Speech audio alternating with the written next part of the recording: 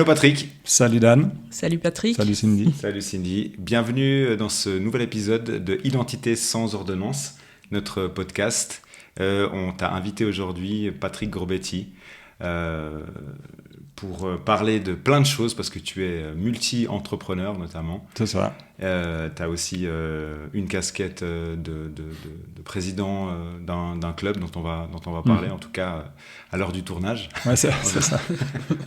Et puis voilà, l'idée c'est d'avoir une discussion assez ouverte, de pouvoir t'entendre sur tes challenges, sur tes prises de décision et puis sur ce qu'on pourrait amener aux personnes soit qui ont envie de se lancer ou qui sont déjà dans le business d'une manière ou d'une autre. Avec plaisir. Ouais. Et puis passer un bon moment, c'est surtout ça l'essentiel également. Exactement.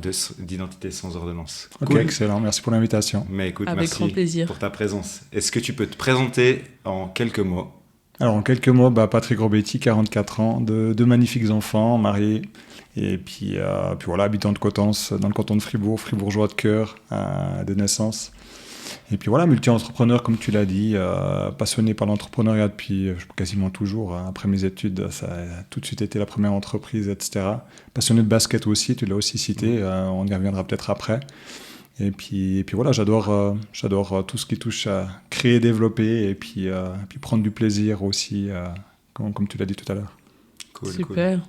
Mais explique-moi un peu ton parcours. Est-ce que ça t'est tout de suite venu, cette fibre-là pour l'entrepreneuriat ou comment ça s'est passé un peu dans ton enfance et ton parcours scolaire? Alors, si tu veux, j'ai eu beaucoup de facilité au niveau apprentissage dans mon parcours scolaire, en fait. J'ai toujours la chance d'avoir un cerveau qui fonctionne très, très vite et très, très bien. Le désavantage, c'est que, au niveau comportement, au niveau réaction, c'est un peu le contrario. J'étais assez turbulent. Puis assez turbulent, à faire le guignol un peu tout le temps et autres. Donc, ça a été compliqué avec les profs, mais après... ça m'a permis très rapidement, mon papa était physio, maintenant il est à la retraite. Okay. Et puis il m'a toujours, en le côtoyant, en allant voir son travail et autres, ça m'a toujours donné envie d'être en guillemets libre, sans patron. Mais j'ai aussi bien compris les difficultés dès le début, quoi. Donc ça m'est venu très vite, même après, j'ai continué mes études au collège, HEG ensuite.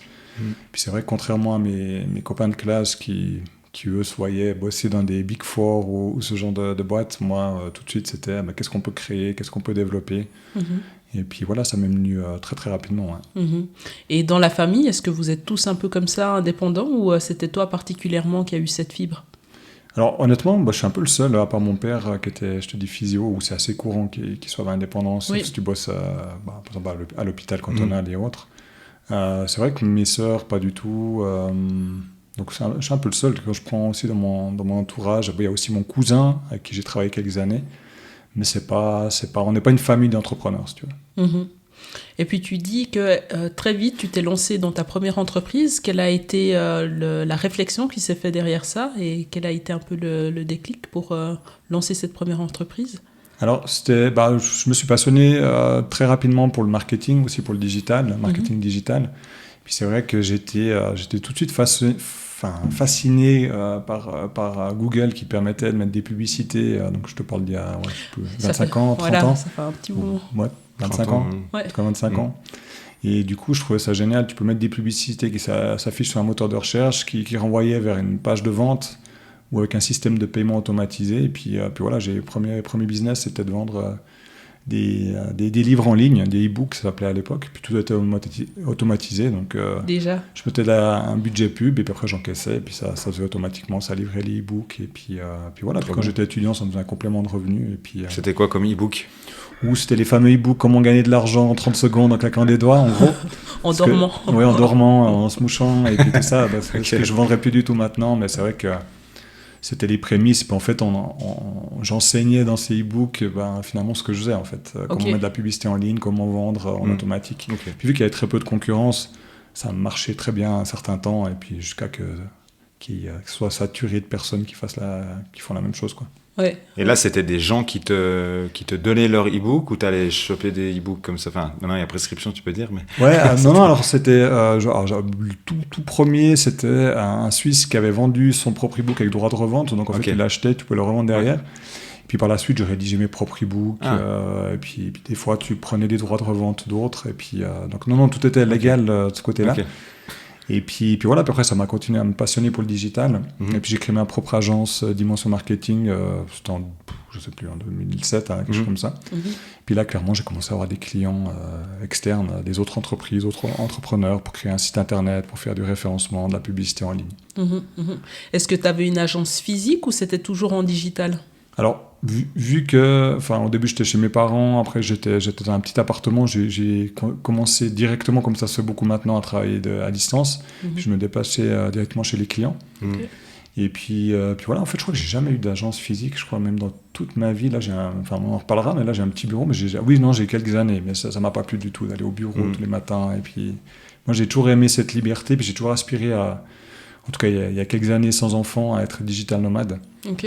Et puis voilà, maintenant moins, mais c'est vrai que j'aime bien avoir peu de contraintes, notamment physiques. Le fait de pouvoir travailler n'importe où quand tu veux, je trouve que c'est une certaine liberté qu'on a un peu perdue. Et est-ce que tu t'es associé à ce moment-là ou tu t'es dit non, je vais aller tout seul et puis je vais développer mes entreprises comme ça ? Alors, quand j'ai lancé le Dimension Marketing, j'étais seul, mais c'est vrai que très rapidement, je me suis rendu compte que de devoir faire tout seul de A à Z, rencontrer les clients, donc prospection déjà, ensuite les convertir en clients, ensuite envoyer la première facture, réaliser le mandat, le livrer.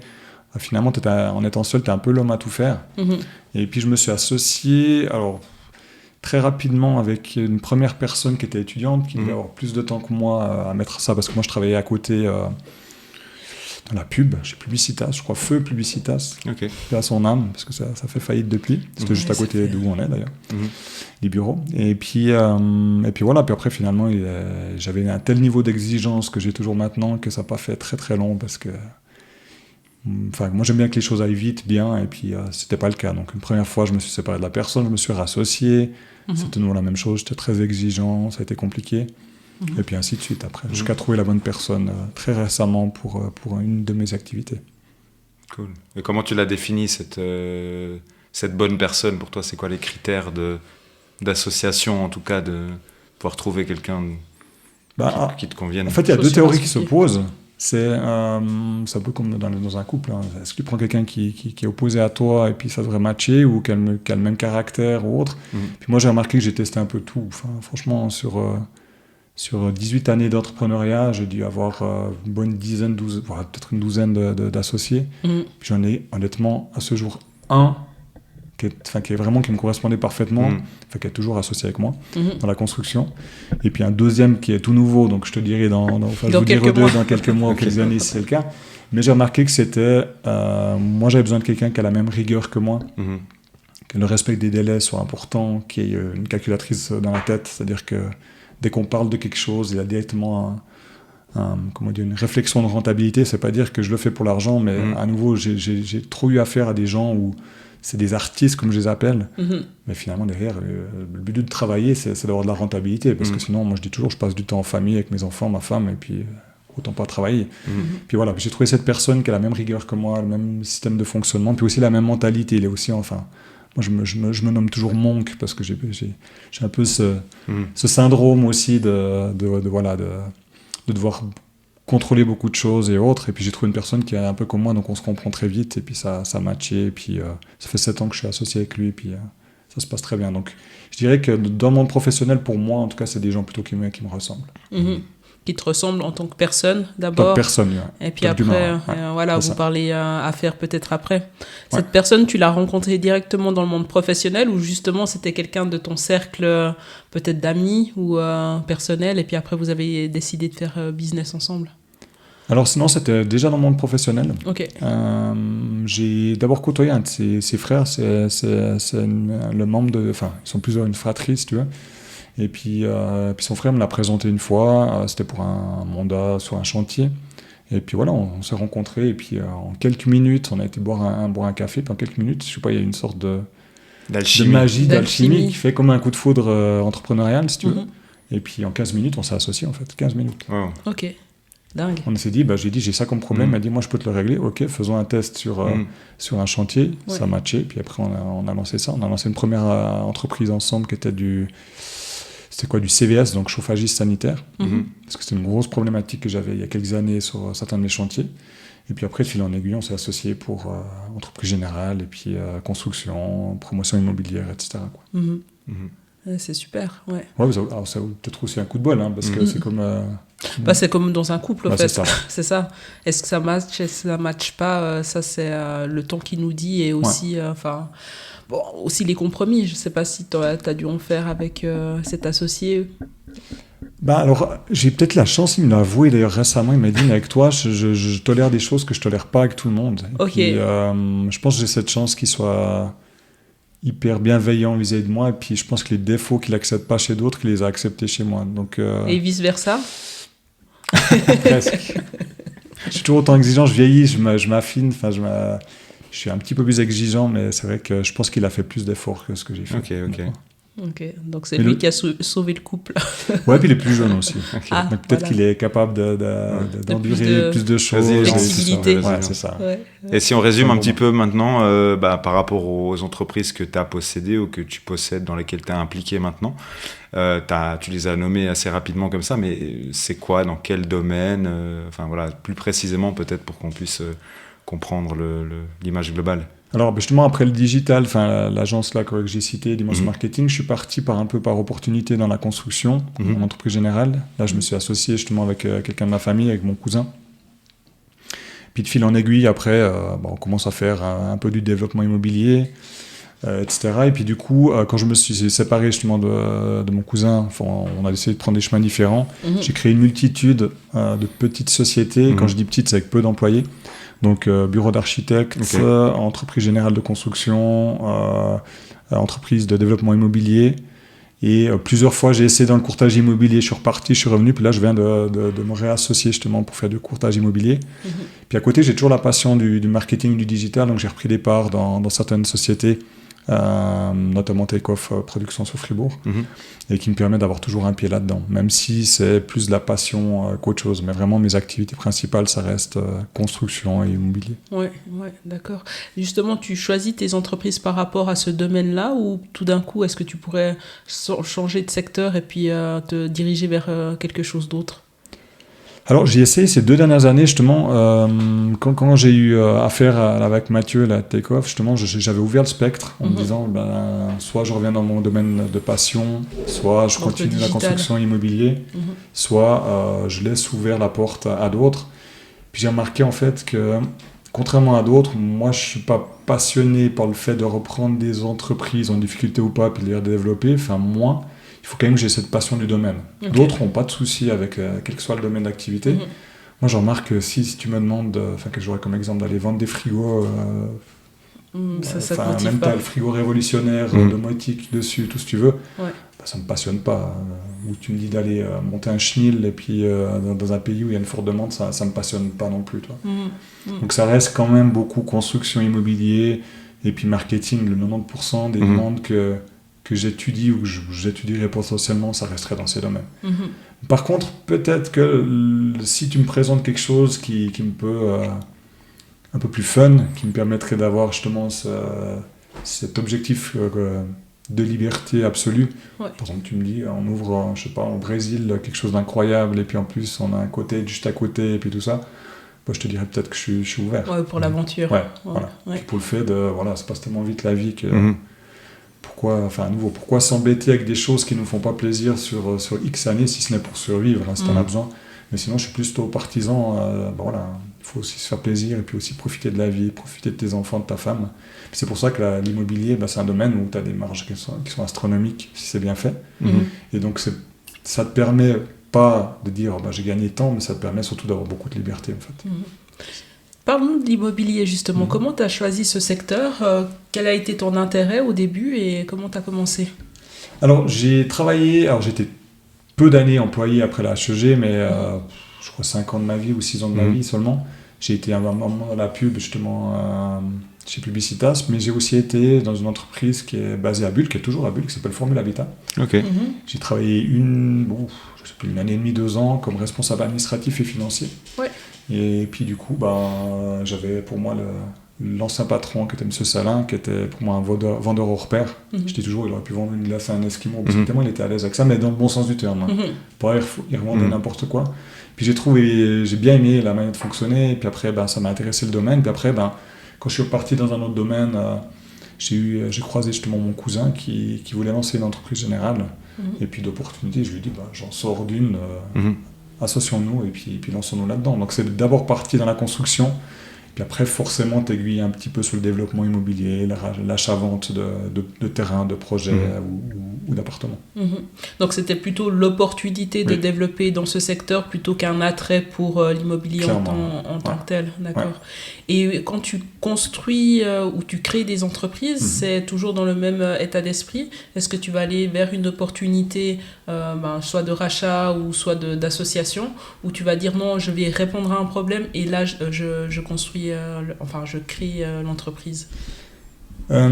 Alors c'est vrai que comme tu l'as dit, quand j'ai été dans la construction de l'immobilier, après ça s'est un peu accéléré parce que finalement t'as de plus en plus de beaux projets. Donc quand j'ai recréé les sociétés, c'était plus pour me dire qu'est-ce qui me manque dans mon portefeuille pour pouvoir faire un projet immobilier de A à Z sans dépendre des autres. Ça c'était avant le Covid.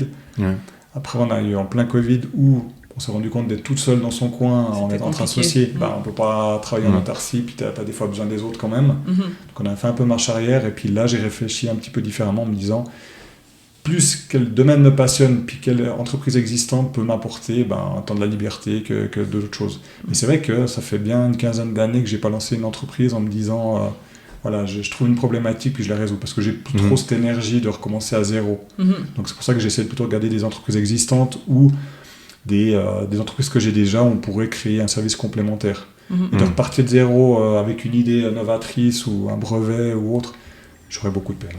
Tu l'as déjà fait? Je l'ai déjà fait, pas mal de fois, et puis même aussi accompagner des entrepreneurs qui avaient l'idée du siècle, soi-disant, parce qu'on a tous l'idée du siècle. Et puis j'ai remarqué que c'est quand même toujours plus d'énergie que tu penses au début. Et puis maintenant, je suis bien conscient de l'énergie que ça demande. Et puis avant d'accepter quoi que ce soit, je pondère toujours, est-ce que ça va me prendre trop d'énergie qui péjorer à nouveau ma vie de famille? Et puis 99 fois sur 100, c'est oui. Donc je refuse et puis je rentre plus en matière. On a plutôt tendance à dire que pour réussir quelque chose, il faut se concentrer sur un projet. Souvent on l'entend, parfois c'est vrai pour certaines personnes. Mais pour toi, c'est quoi les indicateurs clés pour te dire, tiens, ce projet ou cette entreprise, c'est OK, il y a l'input qu'il faut, je peux, en guillemets, passer à autre chose et me diversifier? Alors c'est une bonne question qui a évolué, ma réponse a évolué ces dernières années. Effectivement, pendant longtemps j'ai prôné, comme tu dis, le focus sur un domaine d'activité. Après j'ai prôné, justement, du fait du Covid aussi, puis tout ce qui s'est passé pendant X années, après aussi la guerre en Ukraine qui a une incidence dans la construction, sur les coûts de construction, etc. Moi de plein fouet, c'est vrai que ces années, je ne sais même plus quelles années c'était, mais 2021, 2022, donc sur la deuxième partie du Covid et puis cette guerre, je me suis posé des questions justement. Qu'est-ce qui ferait que ça vaut la peine de reprendre telle ou telle autre entreprise, tout ça? Et puis, j'ai pas vraiment trouvé de réponse absolue, parce que finalement, moi, je peux dire tous les cycles de 3-4 ans, je me dis, je focus sur la construction immobilière, tout d'un coup, je m'ennuie, alors j'essaierai de revenir dans le marketing, je m'ennuie, je reviens dans... Mais finalement, maintenant, j'ai trouvé une bonne stabilité où, comme je te dis, le critère de base, c'est est-ce que l'effort supplémentaire que je vais fournir va vraiment m'amener suffisamment pour avoir encore plus de liberté dans ma vie. C'est le seul critère. Plutôt que des contraintes. Okay. Donc c'est la liberté. C'est la liberté, ouais. Puis mon liberté, il est peut-être un peu bafoué, mais moi c'est réel. C'est, est-ce que je peux me permettre de venir 15 fois par semaine faire du sport chez toi ou participer à un podcast? Si la réponse est oui, volontiers que je bosse quelques heures par semaine dans ta boîte. Je note les 15 fois. Ça va être difficile. Mais voilà, puis j'essaie toujours de prendre ce critère-là qui est pour moi objectif, mais pour beaucoup c'est subjectif, parce que la liberté ça ne veut pas dire grand-chose. Tu fais aussi du conseil, donc pour des personnes qui veulent justement se lancer dans l'immobilier ou qui ont des idées du siècle, comme tu disais. Comment ça se passe? Et puis comment tu choisis aussi tes clients? Alors ça a aussi pas mal évolué. Si tu veux, j'ai eu pendant 5-6 ans une formation en ligne que j'avais développée pour les courtiers immobiliers qui voulaient se lancer, et puis je les accompagnais avec un coaching en parallèle. Au bout d'un moment, j'en ai tellement fait que j'ai l'impression de me répéter, comme les profs qui recommencent toujours à zéro, ça m'a juste ennuyé. Puis du coup, j'ai switché cet accompagnement sur de l'advisory board, donc une sorte de mini conseil d'administration pour les entrepreneurs. Et puis là, je me suis associé avec d'autres entrepreneurs chevronnés. Et puis ça, on propose justement aux entreprises qui veulent pas avoir des associés, qui veulent pas monter un conseil d'administration, mais qui ont besoin de conseils. On a tous besoin de conseils à un moment donné, soit pour trouver plus de rentabilité, soit pour la croissance, soit pour les RH. Enfin, il y a différentes problématiques. Et du coup, maintenant, on propose ça avec d'autres personnes pour des entreprises d'une certaine taille et puis d'un certain volume d'affaires pour justement aider à se développer. Donc là, c'est plus que du conseil, à nouveau à distance, on fait tout via de la visioconférence. Ouais. Parce que j'ai certains de mes partenaires qui sont à Dubaï, qui sont ailleurs. Ouais. Et puis, c'est peut-être pas le bon exemple Dubaï, mais voilà.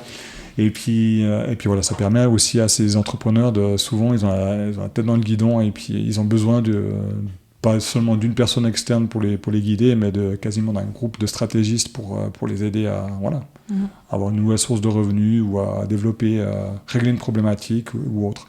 Donc maintenant, on les accompagne plutôt comme ça. C'est des interventions de 4 à 6 fois par année. Et puis, comme un board. Ouais, comme un board, exactement.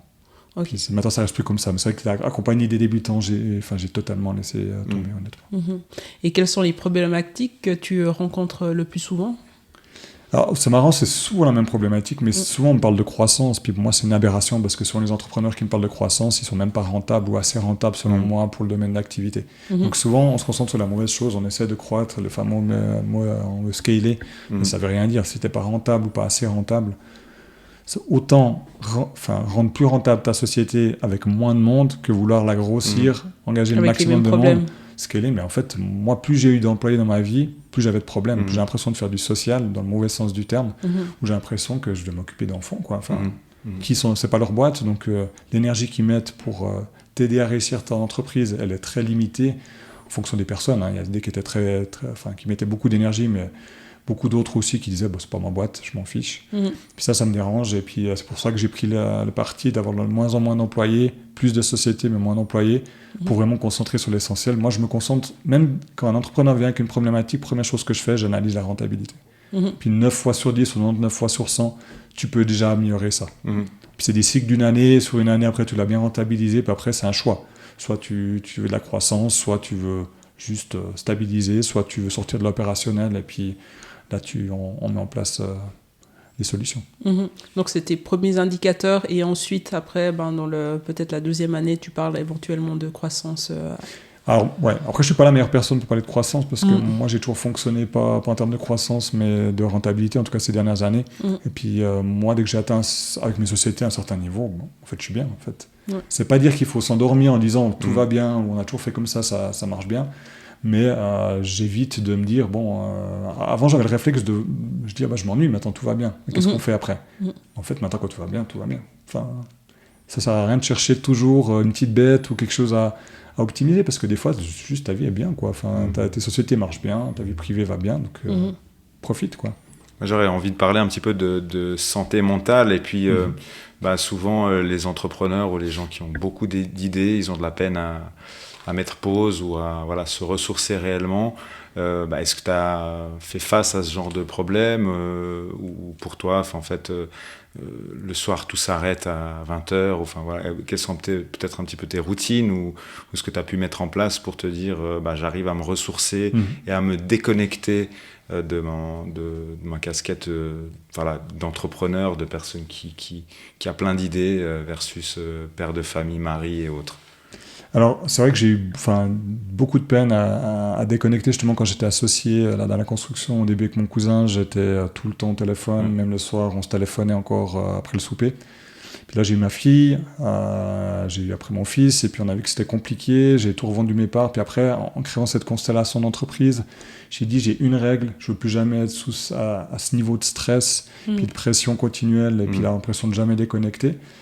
Et puis j'ai mis en place effectivement quelques routines, habitudes, notamment que j'ai mis mon portable sans notification, tout le temps sous silence, toute la journée, tout le temps, et le soir dès 19h, 19h30 il est éteint. Le week-end souvent je le consulte pas, en tout cas le dimanche. Et du coup, les gens, ils comprenaient pas trop au début pourquoi j'étais peu disponible par téléphone. Mais en fait, j'ai toujours dit, les vraies urgences, il n'y en a pas vraiment. En fait, on se crée des urgences. Puis j'ai remarqué que, j'ai peut-être dû laisser passer une opportunité en 7 ans en fonctionnant comme ça. Mais par contre, j'ai une... comment dire, au niveau mental, voilà. Puis ça s'est amélioré. Et puis après, la deuxième chose, mon sport, c'est le seul moment où j'arrive vraiment à switcher. Ouais, puis dans ta tête, tu penses qu'au moment présent, à l'entraînement... À la souffrance. À la souffrance grâce à Dan. C'est assez violent d'ailleurs. Je voulais le soulever. Voilà. Voilà pourquoi je suis là. Pas du tout, c'est pas vrai. Pour révéler... C'est ça, les secrets de l'affaire. Et puis voilà, c'est un peu les seuls moments, parce que c'est vrai que ma femme me disait à un moment, mais même quand tu es à la maison le week-end, au bord de la piscine et autres, j'ai l'impression que tu n'arrives pas trop à switcher. Puis je dis, c'est vrai, je suis fait comme ça en fait. C'est même pas une envie ou autre, c'est que je fonctionne comme ça. Donc voilà. Donc après, il y a aussi le fait que je pars beaucoup en vacances et j'essaie de pas trop rester en Suisse parce que quand je pars à l'étranger, j'éteins mon portable aussi. Et puis du coup, c'est tout ça qui font que j'arrive fréquemment à déconnecter et puis que ça se passe. Je dis pas que c'est parfait, mais que ça se passe pas si mal. Tu arrives à trouver un équilibre justement entre tout ça. Ouais. Après, ça de loin pas parfait. Hein. On a tous nos moments de stress, de pression, et puis autres, ça reste quand même valable. Quelles sont les choses justement que tu conseillerais à des jeunes entrepreneurs justement qui ont envie de se développer, de se lancer dans une entreprise par rapport justement à l'équilibre, je pense que tu l'as déjà un peu développé, mais par rapport à l'équilibre pro et perso? Alors, c'est difficile de donner des conseils parce qu'on est tellement différents d'une personne à l'autre que... On m'a aussi souvent demandé quel est justement l'équilibre parfait entre pro et perso. Et puis je pense que c'est plutôt un équilibre personnel en fait. Parce que certains ont besoin de se sentir utile au travail, d'être là pendant des heures. D'autres ont justement ce besoin d'être entourés de leurs enfants, de leurs femmes s'ils en ont une. Et puis donc c'est très personnel. Et puis je vois que c'est difficile de donner une généralité pour tout le monde parce que finalement les besoins ou les attentes ou ta manière de penser, de fonctionner n'est pas la même. Comme certains ont besoin de venir s'entraîner 5 fois par semaine, d'autres une fois, ça leur convient et puis ils se sentent bien. Donc je n'ai pas vraiment un conseil honnêtement universel à donner. C'est très bien. Juste s'écouter et puis vraiment quand on s'écoute souvent, on tombe rarement faux en fait.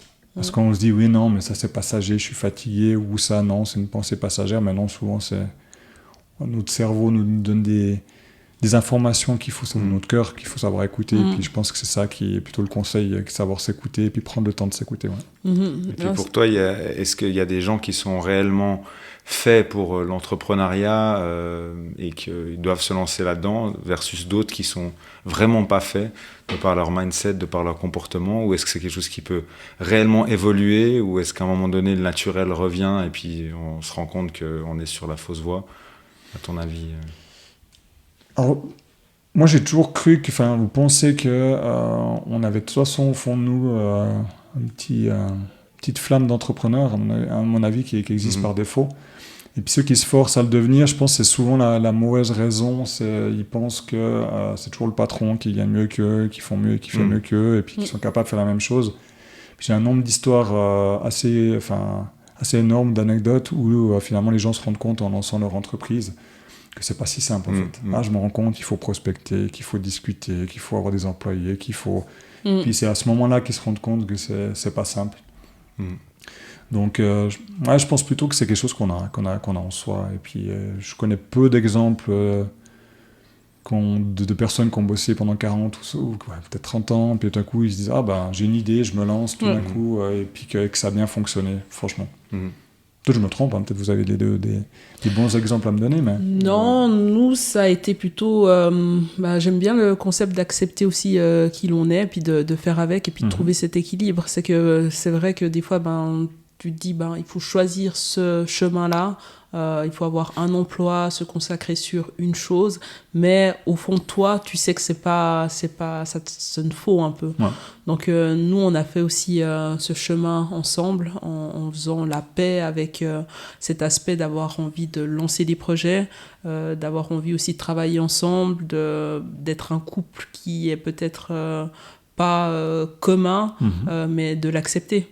Et puis, il demandait des bons exemples à la base. Non, mais je trouve que c'est aussi un exemple parce que on dit, tu peux entendre jamais je travaillerai avec mon mari, on a travaillé ensemble, ça a fonctionné, ou jamais en fait il faut couper perso et pro.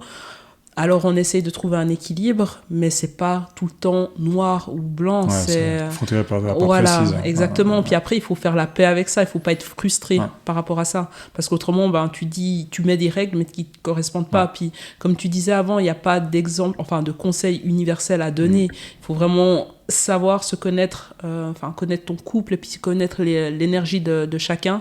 On sait aussi qu'il y a certaines phrases ou certains moments où tu vas pas parler de travail, c'est clair. Mais d'autres exemples autrement, je sais pas si toi t'en as plus qui te... Des gens qui étaient employés en gros et tout à coup se sont dit je vais être indépendant. Bon après c'est aussi en regardant, peut-être tu évolues dans une boîte puis tu te dis je pourrais le faire moi-même. Peut-être que ces exemples-là, on peut en avoir quelques-uns en tête et puis ça peut venir plus ou moins rapidement. Et peut-être d'autres qui sont dans une situation où, c'est toujours relatif de se dire on est bloqué, mais voilà, on a besoin de cet apport alimentaire dans un job, et puis le fait de tout recommencer à zéro ou de monter des choses soi-même, ça va être trop... on va être trop sous pression parce qu'on a beaucoup de choses à assumer, la responsabilité de beaucoup de choses. Donc peut-être qu'à un certain moment de la vie, c'est plus compliqué de switcher ou de se reconvertir. Surtout du jour au lendemain. Des personnes qu'on n'a jamais parlé, qui peut-être dans certains métiers médicaux, peut-être dans le médical, c'est peut-être possible si tu étais à l'hôpital, je sais pas, toi c'est peut-être un bon exemple, et puis que tu te mets à ton compte parce qu'il y a un cabinet à ouvrir dans telle ou telle ville ou village un peu reculé. Moi, j'ai eu des retours d'expérience, mais à nouveau, c'est quand même compliqué, tu es indépendant, tu dois avoir toute une infrastructure, et puis... puis il y a une différence entre quelqu'un d'indépendant et un entrepreneur. Clairement. D'ailleurs, c'est souvent, j'utilise cette image-là, je dis, si tu commences à tout faire de A à Z, tu es un indépendant. Dès que si tu veux être un vrai entrepreneur, tout ce que tâches qui t'apportent, pas de visibilité, pas de liquidité, pas de réseau, délègue-les. Parce que clairement, ça doit pas être ton rôle de chef d'entreprise de faire ça. Et puis souvent, les gens, ils restent dans leur cycle indépendant ou plus, ils s'associent avec une personne où ils ont un employé, mais ils continuent à faire tout, en fait. Puis le jour où ils sont plus là, ça tourne pas. Et pour toi, c'est quoi le ratio ou le pourcentage à atteindre de dire, je sais pas, je fais une tâche, je sais que par rapport à mes critères, elle est bien faite. Je suis à 100% ou à 95%. Quel pourcentage il faut atteindre dans ce processus de délégation? Quel pourcentage il faudrait attendre? Le minimum de dire, je donne ça à X ou Y, j'attends ce résultat à 50, 60, 70%. De la qualité de la tâche de la qualité du résultat versus c'est toi qui l'as fait en fait. Alors moi, je sais pas à nouveau, ça je pourrais pas te donner... Comment je quantifie ça? Moi, c'était juste chaque fois... d'abord, je me suis concentré sur la loi de Pareto, les 20% qui m'apportent le maximum de résultats, plutôt que se concentrer sur tout faire et puis après voir de temps en temps. Parce que souvent, une problématique d'entrepreneur que j'ai rencontrée, c'est... Ils me disent, mais je comprends pas, mon idée est bonne, mais j'ai pas de clients. Donc, première demande aussi, c'est plus de clients. Mais le problème, c'est que souvent, ils se concentrent sur... ils font tout, sauf ce qu'il faut pour amener les clients. Ils veulent un beau logo, ils veulent des cartes de visite, un beau site, j'en sais rien, une belle présentation, que ça soit bien décoré chez toi. Puis je dis, ok, tu prends ton téléphone, tu appelles 10 personnes. Ah non, j'ose pas. Change de métier. Puis ça, je disais souvent aux courtiers, prends ton téléphone devant moi, puis tu appelles. Ah non, mais il faut que je me prépare. Je dis, mais alors, arrête. Si tu n'es pas capable d'aller sonner chez des gens, d'aller taper aux portes, de prendre ton téléphone, d'appeler des gens, je pense qu'il faut changer de métier. Parce que la première chose que moi, je me suis concentré, c'est qu'est-ce qui m'apporte des résultats. J'ai listé les tâches. Et puis, tous les matins, première chose que je fais, c'est ce qui va m'apporter, justement, alors maintenant avec les années, peut-être, j'ai aussi un groupe qui me permet de faire différemment, mais ça a été pendant longtemps, qu'est-ce que je peux faire comme tâche le matin que je sais, on n'est jamais sûr à 100%, mais dans la majorité des cas, ça va me ramener plus de prospects ou plus de clients. Puis par la suite, j'ai décliné cette réflexion en qu'est-ce que je peux faire dans ma journée qui m'apporte plus de liquidité, plus de revenus, plus de visibilité ou plus de réseau. Puis si c'est pas là-dedans, je me dis en fait là je trouve un partenaire ou autre pour le déléguer. Après, comment je juge où ça a été difficile justement, puis je rebondis sur ta question, c'est vu que j'ai un niveau d'exigence qui est toujours autant élevé, peut-être je me suis un peu calmé avec les années, mais c'est vrai que j'ai eu longtemps de la peine à me dire ouais mais autant que je le fasse moi, ça ira plus vite, ça sera mieux fait. Puis ce problème, c'est que tu continues à tout faire. Au bout d'un moment, tu n'as jamais le temps de faire à nouveau les tâches essentielles. Tu ne peux pas tout faire, quoi. Enfin, à moins que tu bosses, je sais pas, 20 heures par jour, quoi. Et puis ça n'a jamais été trop mon dada de... J'ai la chance d'avoir un cerveau qui fonctionne très vite, mais je suis quand même aussi une autre chance. Je suis pas fainéant, mais tant mieux aussi, c'est les autres qui peuvent le faire à ma place. Minimaliste. Minimaliste, ouais. Puis ça, j'ai prôné aussi maintenant dans mon business et partout. Dès que ça devient trop complexe, je me dis il faut changer quelque chose. Puis ma devise, c'est comme les Navy Seals, c'est keep it simple. Parce que je me suis dit, si c'est compliqué, c'est que la personne en face, il va pas comprendre. Et du coup, c'est embêtant, soit pour un employé, soit pour un prospect et tout ça. Donc maintenant, si c'est pas ultra simple, je l'ai compris comme en 10 secondes, ou souvent je le fais même lire à mes enfants ou regarder à mes enfants. S'il me dit, papa, mais je comprends pas ce que tu veux dire, je me dis, c'est trop compliqué, quoi. Et comment justement tu fais pour recruter les bonnes personnes pour déléguer selon ton niveau d'exigence? Ça, c'est une bonne question. Franchement, j'ai pas vraiment un process très, très élaboré.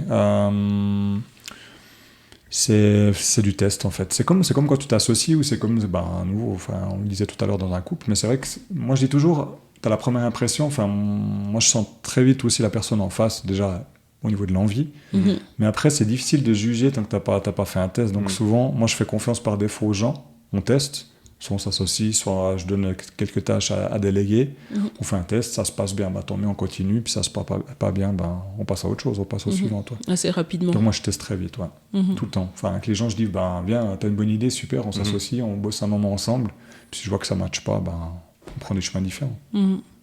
Et quelle a été cette réflexion justement où au début tu faisais beaucoup par toi-même et à un moment tu t'es dit non, c'est trop complexe, c'est pas simple comme tu le disais, et là tu as délégué?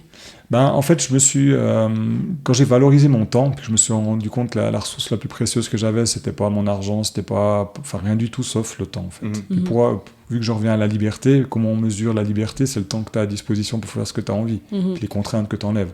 Puis je me suis dit, voilà. Donc j'ai valorisé en fait mon tarif horaire, puis je me suis dit, tout ce qui est en dessous de ça, je vais essayer. Alors dès le début, je pouvais pas tout déléguer en dessous de ce tarif, parce qu'il est quand même assez astronomique. Donc je vais pas le dire ici pour pas que les gens s'étouffent.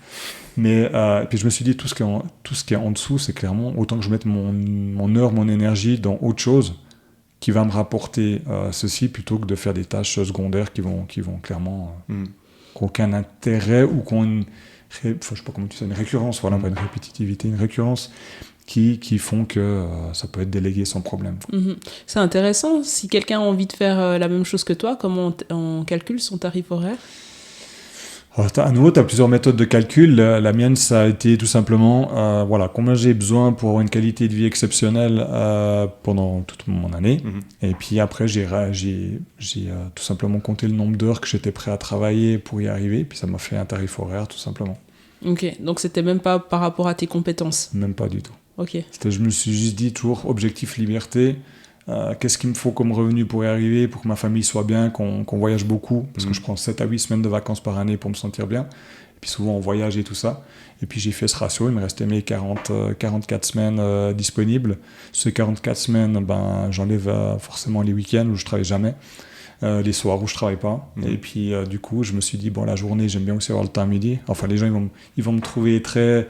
Mais en fait, j'ai mis des critères qui font, puis du moment qu'on sait combien d'heures on a par semaine, combien d'heures on a par année, pour atteindre nos objectifs, on fait un tarif horaire, et puis en dessous, je me suis dit, non, en fait, parce que je ne pourrais pas atteindre cet objectif.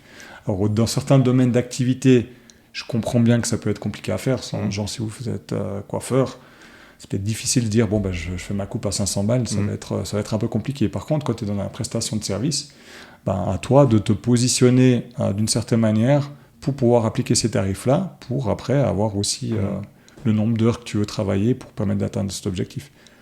Et puis, beaucoup de monde me dit, par défaut, mais c'est aussi par manque peut-être pas d'habitude, mais d'oser le faire, ils disent non, mais dans ce domaine, je ne pourrais jamais facturer tant, mais je n'aurai pas de clients.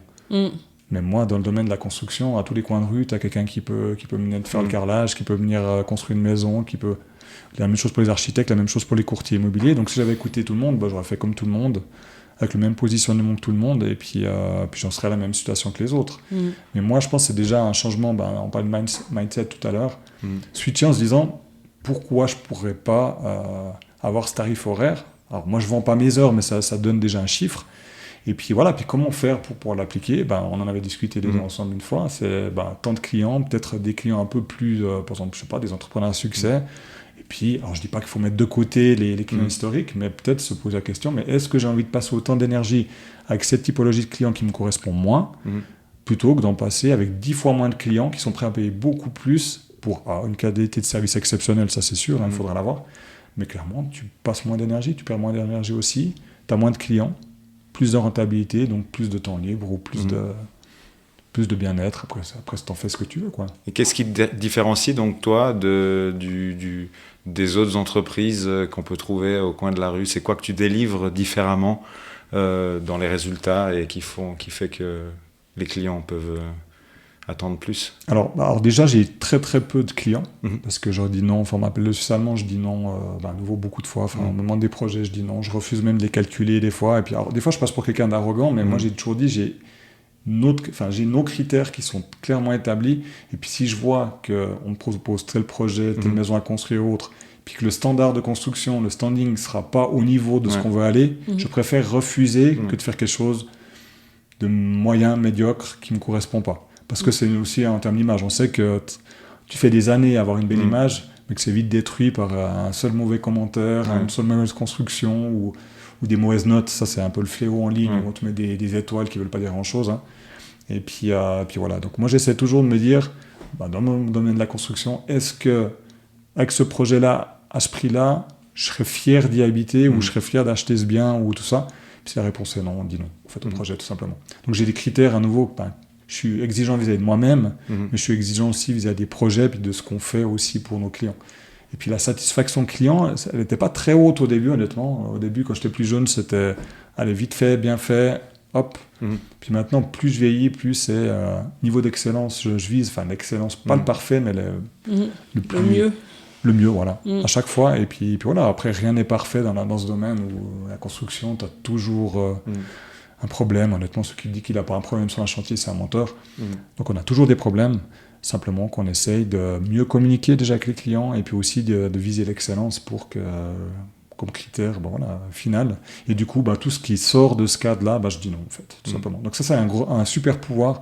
Si je dois en retenir un, c'est savoir dire non. Puis ça, j'ai appris vraiment ces 5-6 dernières années à dire vraiment non.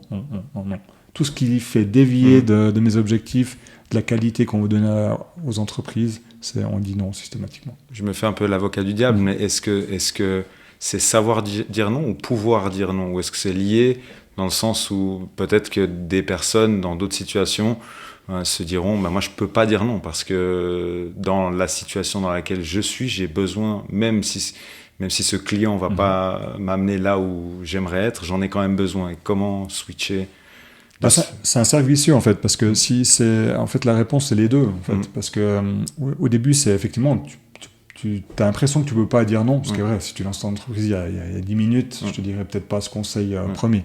Mais dès que tu as tes premiers clients, tu as éprouvé ton business model, une fois qu'on a travaillé sur la rentabilité, comme je l'ai dit tout à l'heure, c'est clairement j'apprends soit au patron, soit au chef d'entreprise, soit à l'entrepreneur, soit à l'indépendant, à savoir dire non. Et puis, pourquoi ? Parce que pour augmenter la rentabilité, on a un positionnement qui sera souvent haut de gamme. Mais haut de gamme, ça ne veut pas dire luxe, parce que les gens, des fois, ils mixent les deux, mais un positionnement haut de gamme dans le sens prix élevé, prestation de service élevée, puis délivrer quelque chose de très qualitatif derrière. Donc, très rapidement, il faut te mettre dans ce mood-là pour pouvoir dire non, comme tu dis. Parce que clairement, au début, les gens ils disent « Mais non, mais je peux pas, moi je fais... » Puis tu leur demandes mais comment tu as fixé tes prix, puis leur première réponse c'est que je fais comme tout le monde à la moyenne pour avoir des clients ou un peu moins cher. Puis dès que tu joues sur les prix, tu es perdant d'avance. On leur dit non, fais un positionnement différent, comme ça on ne pourra pas te comparer déjà aux voisins. Et puis deuxième chose, essaye d'être le plus haut dans la fourchette haute de ton métier, parce que c'est grâce à ça que tu auras la rentabilité qui te permettra soit d'engager, soit de développer, soit de croître, et puis de dire non aux clients qui vont continuellement te demander beaucoup de temps, beaucoup d'énergie, mais tu n'auras même pas le temps de développer les choses importantes pour toi. Donc c'est pour ça que, comme tu dis, au début, c'est un peu un mix des deux, mais il faut à nouveau apprendre à ces nouveaux entrepreneurs que c'est important de le faire le plus rapidement possible pour éviter de tomber dans cette spirale, plus de volume, où ils pensent, le jour où j'ai plus, je pourrais après. Puis ils ne le font jamais parce qu'ils sont tellement la tête dans le guidon, parce qu'ils ont tellement de chantiers ou tellement de projets, qu'ils n'ont pas le temps en fait, de réajuster ça. Puis continuer à accepter des gens, puis les gens, bouche à oreille, va chez lui, il est pas cher. C'est la pire des recommandations. Moi, je préfère qu'on dise, va chez Patrick, je suis pas sûr qu'il t'accepte, Mais tu vois, la maison, elle sera incroyable, ou le projet, il sera ultra rentable et tout ça. Puis c'est ce qui arrive maintenant, mais il m'a fallu 18 ans, enfin, dans ce domaine d'une dizaine d'années, pour que maintenant les gens ils me recommandent, me disent appelle Patrick de ma part, si tu veux vraiment un projet haut de gamme ou incroyable d'après leurs critères, hein. Après ça c'est subjectif, hein. Va le voir, mais après ils savent que d'expérience que c'est pas sûr qu'on travaille avec.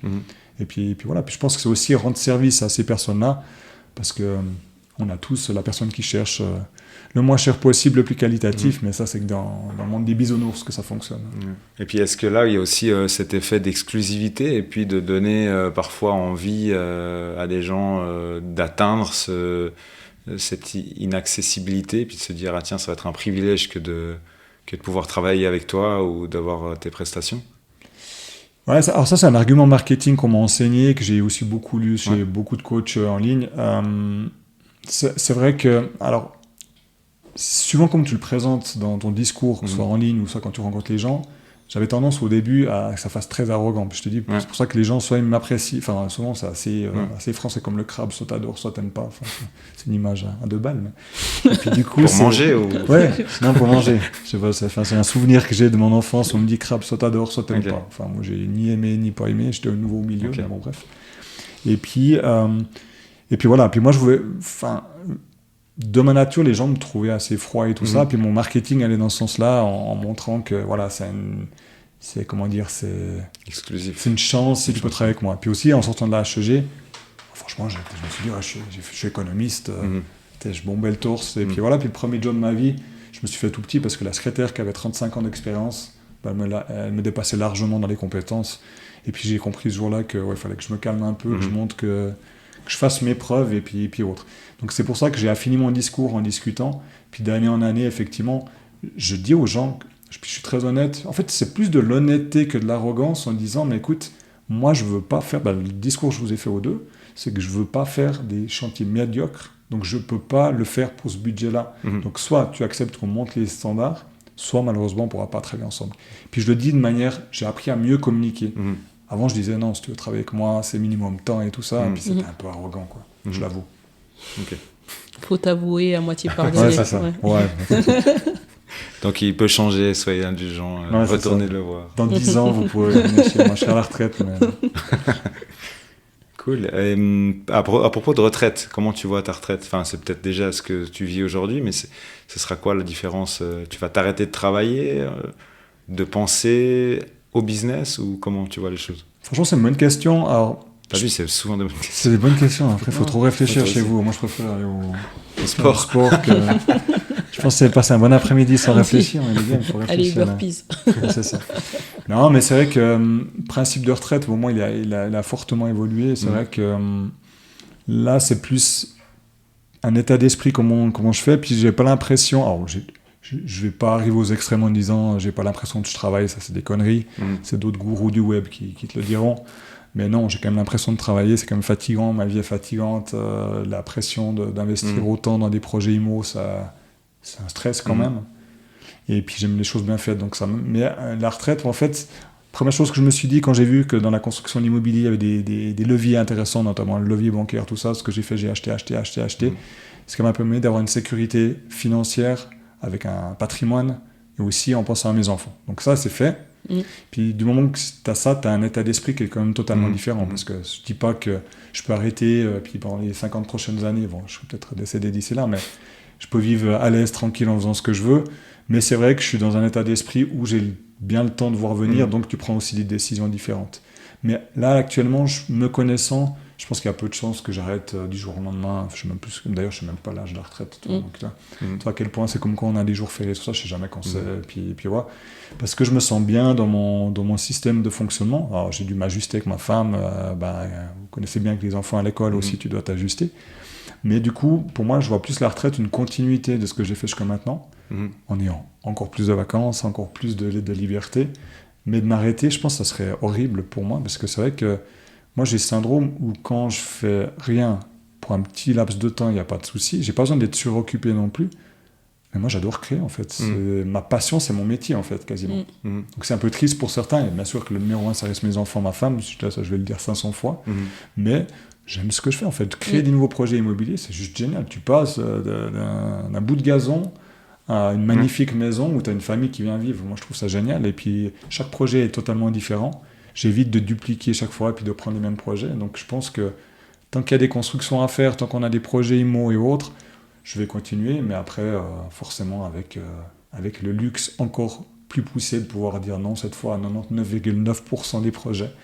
Puis prendre que les 0,1 qui me font vraiment plaisir. Mais ça te fait pas plaisir de dire non? T'as l'impression que Si, j'adore ce pouvoir. Parce qu'il y a très peu qui osent. Alors, il y a 2 pouvoirs que j'ai...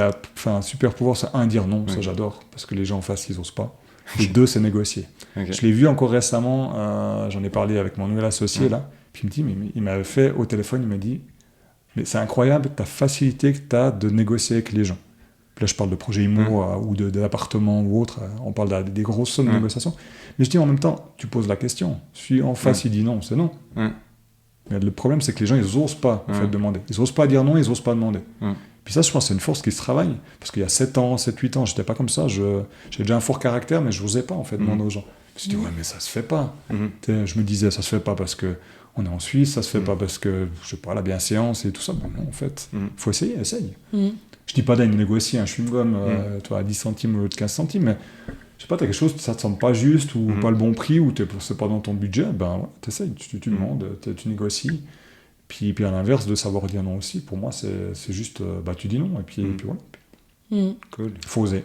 Et donc, dans tes hobbies hors construction et autres, c'est quoi ce que tu aimes faire? Est-ce que tu ferais dans ton temps libre, là où tu crées pas quelque chose de rentable, je sais pas, que tu fais quelque chose d'un peu...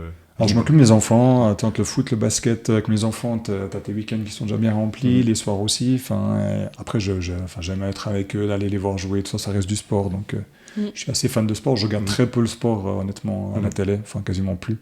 Mais par contre, je vais voir en vrai, donc autant le Fribourg Olympique que mes enfants qui jouent, ma fille joue au basket à Bulle, mon fils joue à Sarine-Ouest au foot.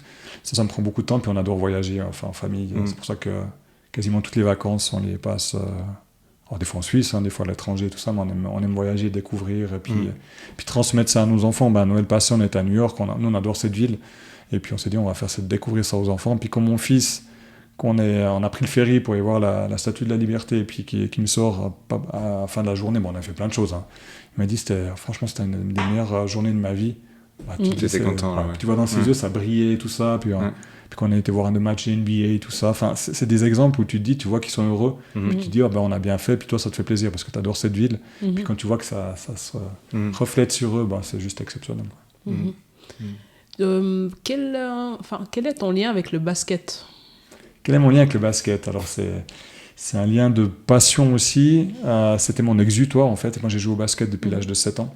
Vu que j'étais, comme je dis, très cérébral, mais aussi très explosif quand j'étais plus petit, c'était un peu mon exutoire. Donc ça m'a permis d'extérioriser beaucoup de choses. Et puis, alors c'est clair que quelques années après, quand je croisais certains arbitres que j'avais dit des mots doux, c'était moins drôle. Mais c'est vrai que c'était mon exutoire. Mais par contre, je gueulais, j'étais bouillonnant, j'explosais, je faisais du trash talk avec les autres joueurs, avec les arbitres, j'étais pas très sympa. Mais ça m'a permis d'avoir un esprit d'équipe que j'avais pas vraiment, de me canaliser aussi avec les années, parce que je me ramassais souvent des fautes techniques ou des fautes disqualifiantes parfois. Du coup, on me foutait dehors. Et puis voilà, donc ça m'a appris. T'as recroisé, excuse-moi de te couper, t'as recroisé des arbitres, je sais pas, des gens avec lesquels dans d'autres contextes, et genre il y a eu malaise. Alors certainement, on va parler au début, pendant des années. Ah ouais? C'est limite, ils me parlaient vraiment plus. Okay. Et puis d'autres après, ils ont rigolé. Et puis voilà, mais c'est vrai que ça a été extrême dans le sens où j'étais vraiment pas poli avec eux, pas très gentil et tout. Et puis voilà, mais j'avais besoin de cet exutoire parce que il y avait peut-être trop d'émotions à gérer. Tu sais, quand on dit le principe HP ou HPI, t'as beaucoup à gérer. Et puis quand t'es petit, tu gères pas trop en fait. Et puis voilà, moi le basket, ça m'a aidé avec ça. Après, ça a toujours été une passion, j'adorais le sport. Je l'adore toujours maintenant. J'ai fait une longue pause. Après, j'étais joué à Marly, Fribourg Olympique, jusqu'en U21. Et puis après, en fait, j'allais voir des matchs, mais ça me passionnait moins. Et puis j'avais mis un peu de ça de côté jusqu'à il y a quelques années où on nous a invités, nous, avec l'école, à aller voir un match. Et puis là, je me suis dit, c'est quand même cool le basket. Et puis voilà, je me suis repassionné à ça. Par contre, j'ai toujours suivi tant les résultats en Suisse, à l'étranger, tout ça. Puis parle-nous de Fribourg Olympique. Qu'est-ce que tu veux que je te dise? C'est des petits Il potins y a sur plein, Fribourg Olympique. il y a plein de Qu'est-ce choses qui à t'a dire. poussé à reprendre Qu'est-ce cette présidence? Alors, c'est un petit peu un hasard aussi, nous, de la vie, parce que quand j'ai vu qu'il y avait le changement de président entre M. de Gautreau et puis Pascal Joie, j'avais peur qu'il n'y ait plus en fait de président. Puis j'avais juste appelé, je sais plus par qui je suis passé. Et puis on m'a dit que c'était Pascal qui allait reprendre tout ça. Et puis il y a eu 2 saisons où j'ai commencé à aider un peu au sponsoring. Après, on m'a proposé la vice-présidence parce qu'il y avait besoin d'aide à ce côté-là. Et puis quand j'ai vu qu'on sortait de 2 saisons un peu problématiques au niveau des finances, je me suis dit en fait c'est pas une obligation, mais il faut que ça change. Et puis je me suis dit vu que les gens me faisaient déjà en partie confiance et que j'avais cette facilité aussi à redresser des sociétés, je me suis dit vas-y, prenons un peu plus de responsabilité. Et puis finalement par rapport à mon poste de vice-président, ça n'a pas changé grand-chose. J'avais déjà le lead sur beaucoup de choses. Et puis j'ai accepté, on ne me l'a pas proposé, je l'ai prise en fait. Et puis j'ai réorganisé tout ça. Et puis voilà, donc plus par opportunité, mais dans le sens où je n'avais pas planifié de le faire. Et puis il fallait que ça se fasse. Sinon, je pense pour le club, ça aurait été compliqué. Et puis comment tu gères justement ce côté? Parce que Fribourg Olympique, ça reste un statut d'association. Ouais, alors c'est compliqué là. Il y a une association qui est le Fribourg Olympique, effectivement, depuis 65 ans. Il y a une SA qui a été créée en 2022 pour la partie non sportive et organisationnelle. D'accord. Et puis là, on a justement un scoop qui n'est plus un scoop, un projet de rapprochement entre les deux pour ne gérer plus qu'une seule entité, parce que c'est aussi complexe d'avoir 2 comptabilités, d'avoir des facturations entre les deux entités et tout ça. Donc à terme, le but, c'est vraiment de devenir une vraie société, une SA à part entière, et de pouvoir gérer ça comme une entreprise. D'ailleurs, moi, je pars du principe que le Fribourg Olympique est une de mes sociétés. Okay. Donc j'ai investi dans la SA, mais même par défaut, même si c'était resté en association, j'aurais dit, c'est une de mes sociétés, donc je le mets dans mon agenda comme une de mes sociétés, parce que sinon on me demande souvent mais comment tu fais pour gérer autant de sociétés, ta vie de famille, puis à côté, je dis mais pour moi c'est pas un côté, c'est une de mes sociétés. Donc, pour moi je l'englobe dedans et puis voilà. Donc tu es actionnaire et président du Fribourg Olympique. Voilà, c'était l'année passée, oui. Quand la SA a été créée, il y a eu la moitié du capital qui a été libéré, puis courant l'année passée, on a lancé une souscription pour ceux qui voulaient libérer la deuxième partie du capital. Et puis il manquait un montant. Et puis j'ai dit avec ma holding, j'ai pris des parts dedans. Et puis de fil en aiguille, cette année, on est en train d'accélérer ça en transférant, en rapprochant les 2 entités encore plus d'un point de vue juridique aussi, fiscal et autres. Et du coup, le but c'est de continuer à être actionnaire et être président. À diriger. Ouais. Parle-nous un petit peu de tes sociétés aussi. Tu en as donc 7. 7, ouais. Voilà, et puis elles sont toutes donc dans le secteur soit immobilier, soit digital. Construction immobilier et puis marketing. Ouais. Est-ce que tu peux nous parler comme ça en 2-3 mots de chaque société? Ah oui, bien sûr. Donc, si tu veux que je te fasse un petit graphique, un dessin. Alors, j'ai une société holding qui gère mes autres sociétés. Donc ça, c'est plus de la prise de participation, tout simplement. Je suis salarié de cette holding, d'ailleurs. Ouais. Ensuite, j'ai une société de consulting, Patrick Robetti Consulting, qui fait tout simplement dans mes accompagnements d'entrepreneurs. J'ai AFA Building, qui fait le bureau d'architecte. Maintenant, ça devient presque plus une société immobilière parce que j'ai des biens en fait dedans. HP Gestion, entreprise générale et développement immobilier. Domoa qui fait du courtage immobilier, donc c'est la fameuse chaîne que j'avais parlé tout à l'heure. Ensuite, mes premiers amours, que j'ai dit tout à l'heure, j'ai pris des participations nouveau dans Takeoff Production qui fait de la production vidéo. Donc et maintenant de plus en plus de consulting en branding, stratégie de marque et aussi communication, puis de temps en temps un peu de marketing. Donc voilà, et puis la dernière, justement le Fribourg Olympique, donc la SA. Où j'ai aussi des parts dedans, et puis ça reste un club sportif. Donc c'est le seul qui sort un peu de cet écosystème qui est complémentaire. Ça reste le Fribourg Olympique. Donc là, c'est plus du pure passion, même si on a quand même l'objectif de développer la marque, de développer la société et tout ça. Je suis pas utopique dans le monde du sport. De faire de la bonne rentabilité dans le monde du sport, c'est pas gagné d'avance, surtout en Suisse. Cool.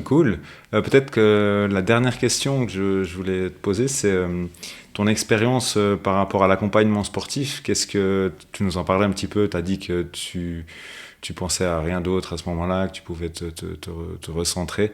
En quelques mots, qu'est-ce que ça a pu t'apporter avec le petit recul que tu as aujourd'hui Tu dis le monde du basket ou bien... Non, l'accompagnement sportif, le coaching. Ah, le coaching sportif. Le fait de toi faire du sport de manière régulière et de manière accompagnée. Alors, déjà, je dis toujours, c'est comme je dis aux joueurs de la première équipe du Fribourg Olympique, c'est que notre corps, c'est quand même notre outil de travail numéro 1. Mm-hmm. Donc, il y a la partie physique, puis la partie mentale qui sont intimement liées. Et souvent, travailler trop une et pas assez l'autre, ou inversement. Et puis c'est vrai que moi, j'en ai besoin dans ma vie d'entrepreneur, même pas que de mon moment de fonctionnement, je pense que c'est valable pour tout entrepreneur, d'une sorte d'exutoire, parce qu'on est tellement pris par justement nos journées rassantes et puis vie de famille qui prennent quand même de l'énergie, surtout des enfants en bas âge. Et que, en fait, pour moi, c'est ce qui permet de me sentir bien déjà pendant la semaine, de sortir le stress, évacuer le stress et tout ça. Aussi se sentir bien physiquement pour tenir dans la durée, parce qu'on vieillit quand même et autres. Donc je pense que c'est un besoin, et puis c'est même notre devoir en fait de se maintenir via de... Après c'est libre à chacun, hein. Moi c'est vrai que cette habitude-là, et puis je suis content d'avoir pris avec toi d'ailleurs récemment, parce que j'avais perdu cette habitude depuis le Covid, hein. Et puis c'est vrai que en fait j'en ai besoin, et puis des fois on se dit oui mais je referai ça plus tard et tout ça, maintenant ton corps tu le reçois tout de suite là. Pour moi, c'est toujours le dos que ça se manifeste, ou le psoas, et puis pour d'autres, c'est d'autres endroits. Mais dès que tu vois que tu diminues, où on se dit, mais j'ai le temps, je ferai une autre fois et tout ça, non, c'est là qu'on ressent que physiquement, c'est compliqué.